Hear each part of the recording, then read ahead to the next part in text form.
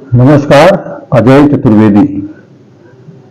लोकसभा चुनाव जैसे जैसे करीब आ रहा है, देश के विभिन्न संगठन भी सामने आने लगे हैं अपने अपने मुद्दों के साथ।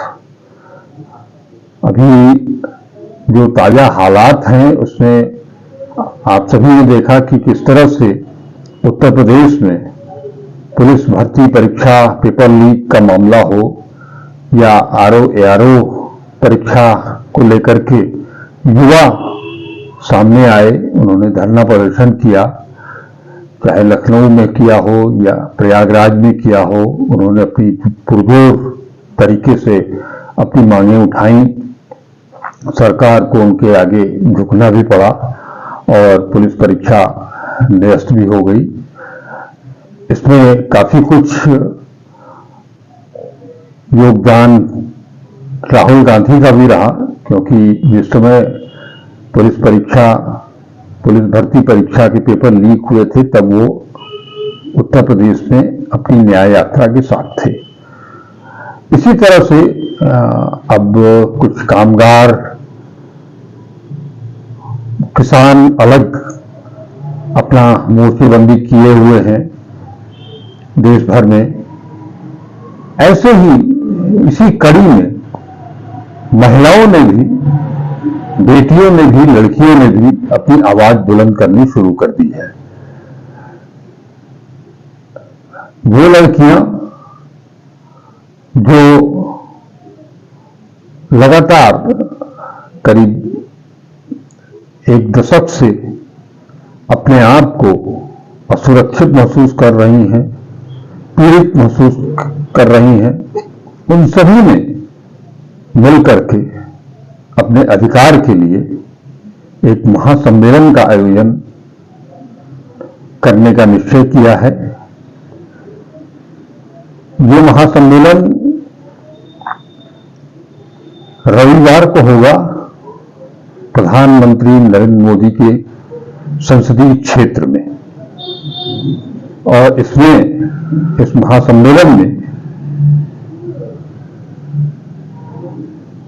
प्रतिभा अटल पाल, नेहा यादव, प्रोफेसर सुधा चौधरी, मणिमाला, ऋतु और लोक गायिका नेहा सिंह राठौर भी शिरकत करने वाली हैं। बताया ये भी जा रहा है कि इस महासम्मेलन से कांग्रेस की राष्ट्रीय प्रवक्ता सुप्रिया श्रीनेत भी जुड़ेंगी।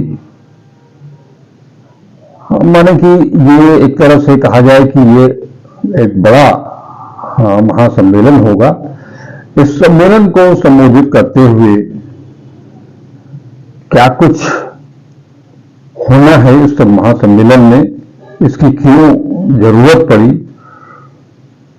आज की तारीख में, इन सब मुद्दों पर एपुआ की कुसुम वर्मा, नारी संगठन जो काशी में हाल ही में बनाया गया है, हाल ही में मतलब 1-2 साल हो गए उनको, दखल, उसकी अगुआ डॉक्टर इंदु पांडे, सामाजिक सरोकारों से सरोकार रखने वाली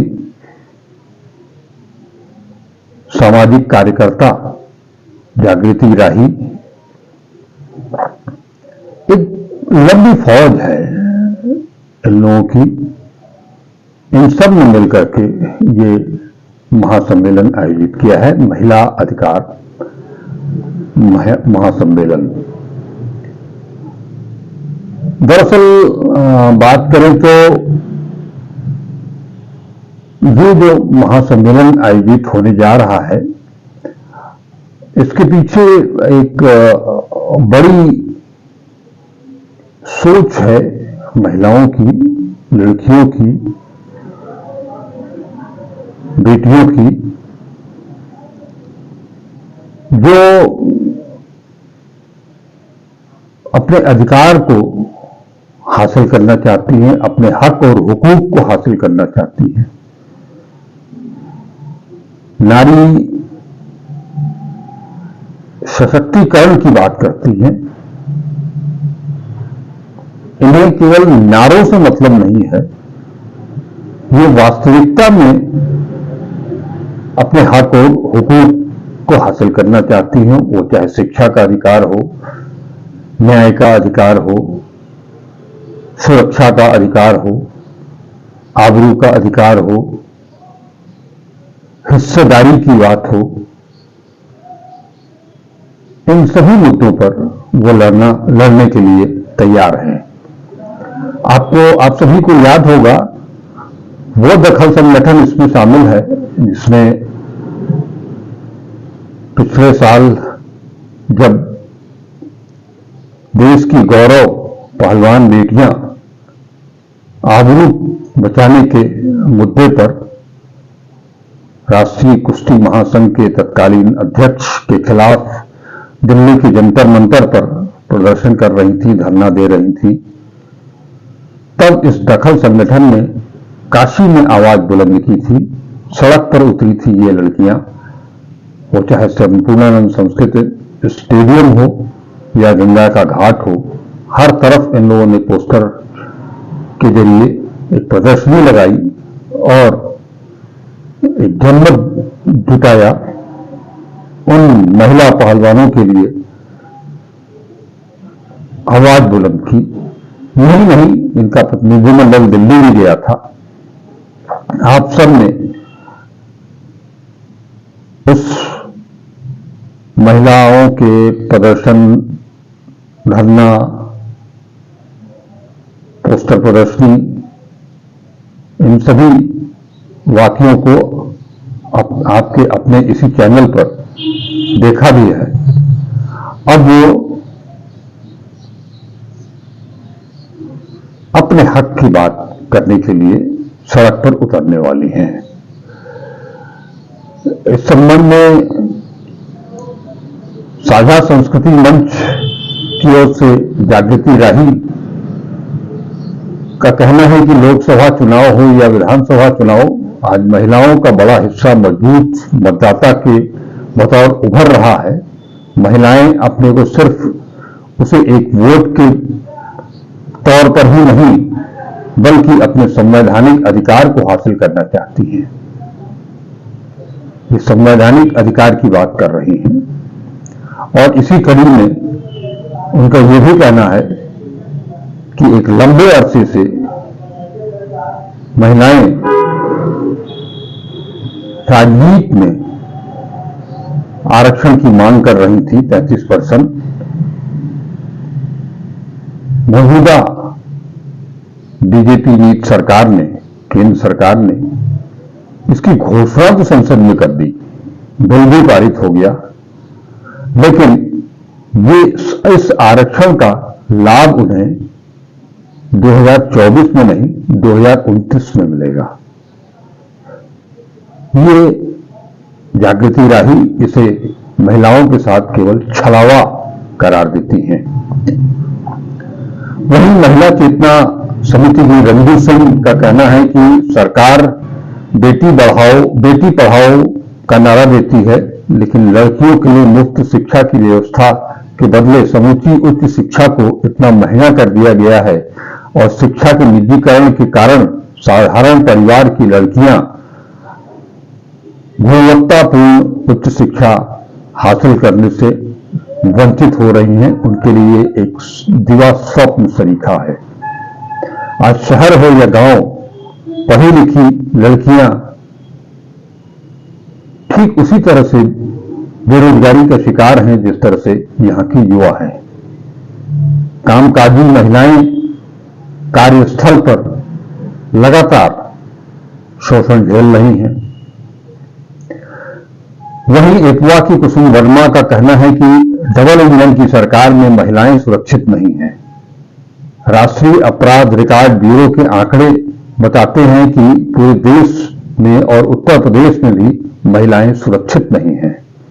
हर महिला के लिए यूपी को सुरक्षित करने के बजाय मुख्यमंत्री यह कहकर अपनी पीठ थपथपा रहे हैं कि यूपी पुलिस अपराधियों को 24 घंटे में गिरफ्तार कर ले रही है, लेकिन उनका कहना है कि हम जानते हैं कि पूरे प्रदेश में गरीबों, दलितों, महिलाओं के हक, अधिकार और न्याय की आवाज को लगातार दबाया जा रहा है।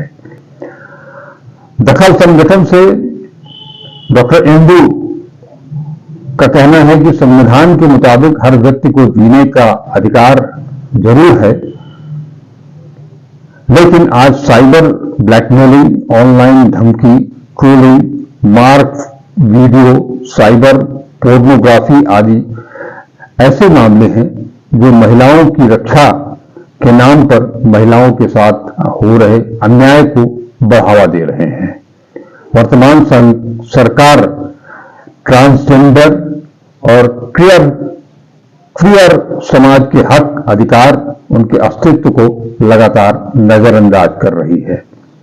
इन सभी मुद्दों को लेकर के, इन सभी पहलुओं को लेकर के ये महिलाएं रविवार को वरुणा नदी के तट पर लाल बहादुर शास्त्री घाट पर एक महासम्मेलन करने जा रही हैं। इसकी तैयारियां लगभग पूरी हो चुकी हैं। इन महिलाओं ने, जहां तक शोषण का सवाल है, शिक्षा का सवाल है, IIT BHU के उस मुद्दे को भी उठाया जहां पिछले साल एक छात्रा के साथ सामूहिक बलात्कार होता है और उसके दोषी और कोई नहीं, Bharatiya Janata party IT cell के पदाधिकारी होते हैं। वो 2 महीने तक स्वतंत्र घूमते फिरते रहते हैं, चुनाव प्रचार में मध्य प्रदेश, राजस्थान आदि राज्यों में कैंपेनिंग करते हैं पार्टी के लिए। कभी प्रधानमंत्री के साथ वो अपनी फोटो खिंचवा करके सोशल मीडिया पर डालते हैं, कभी भारतीय जनता पार्टी के अध्यक्ष नड्डा जी के साथ, कभी उत्तर प्रदेश के मुख्यमंत्री योगी आदित्यनाथ जी के साथ। तमाम लोग हैं बीजेपी के शीर्ष नेताओं में से, उनके साथ इनकी तस्वीरें शेयर की जाती हैं। आरोप यह लगाया जा रहा है कि इसी की बदौलत ये 2 महीने तक लगातार अपने काम को अंजाम देते रहे। इन्हें बाकायदा रसूखदार लोग संरक्षण देते रहे, लेकिन अंततः पुलिस ने इनको गिरफ्तार किया, जेल भेजा, लेकिन आज तक इनको संरक्षण देने वाले स्वतंत्र घूम रहे हैं, आनंद ले रहे हैं। उनके खिलाफ अब तक कोई कार्रवाई नहीं की गई है।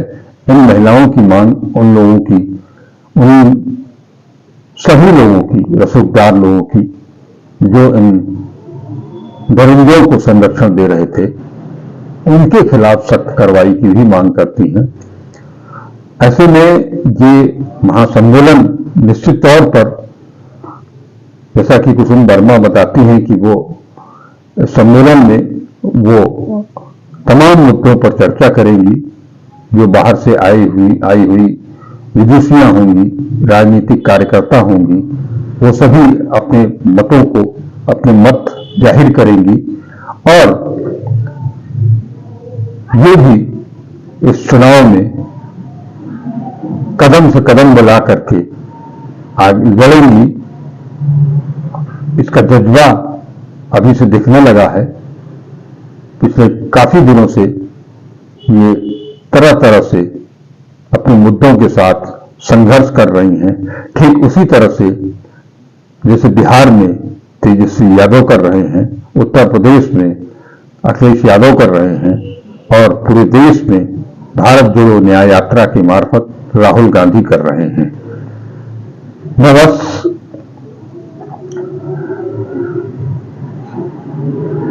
ये बताना चाहता हूं कि अगर राजनीतिक दल आपस में गठबंधन कर सकते हैं,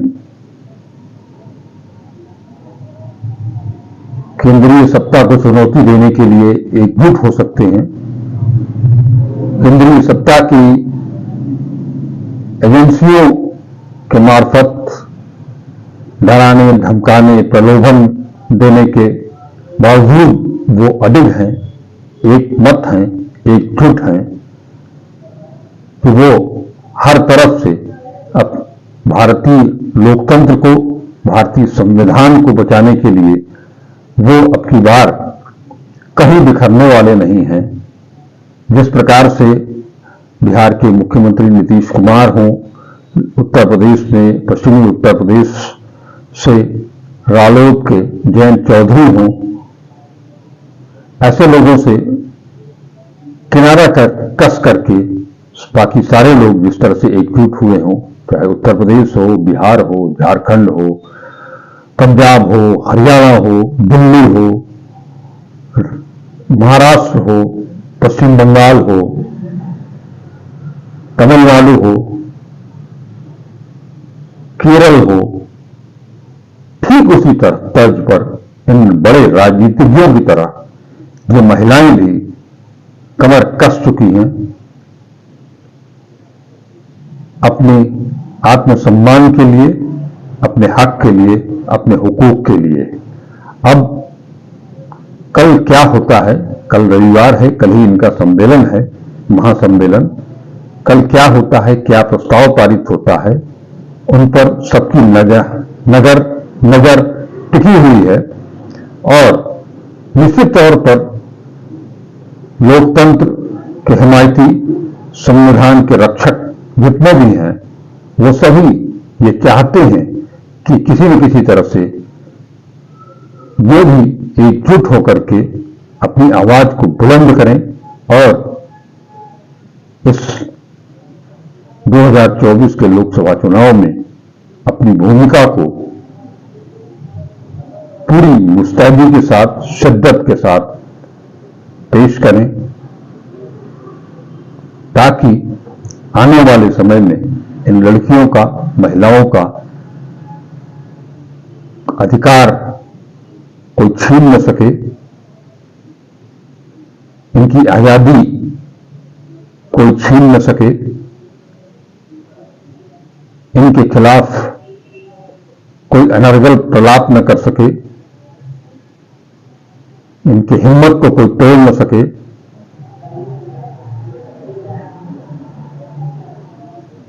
निश्चित तौर पर इन्होंने अपना दम दिखाया है। अब बारी आर पार की लड़ाई की है, याचना की नहीं। इन्हीं शब्दों के साथ मैं आपसे विदा लेता हूं। आप हमारे साथ लगातार बने रहिए। हम आप तक हर छोटी बड़ी सूचनाओं को पहुंचाते रहेंगे, स्थानीय स्तर से लेकर के राष्ट्रीय स्तर तक। बस हमारा साथ दीजिए, हमारे साथ जुड़िए और लोगों को भी जोड़िए। वीडियो को कृपया पूरा देखिए,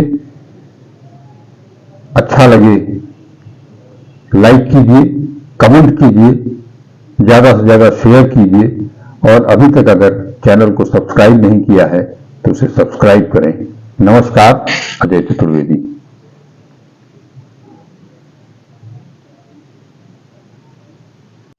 और अगर लोकतंत्र इस देश में कमजोर होगा तो निश्चित तौर पर वो महिला के लिए अपने आप में खतरनाक होगा।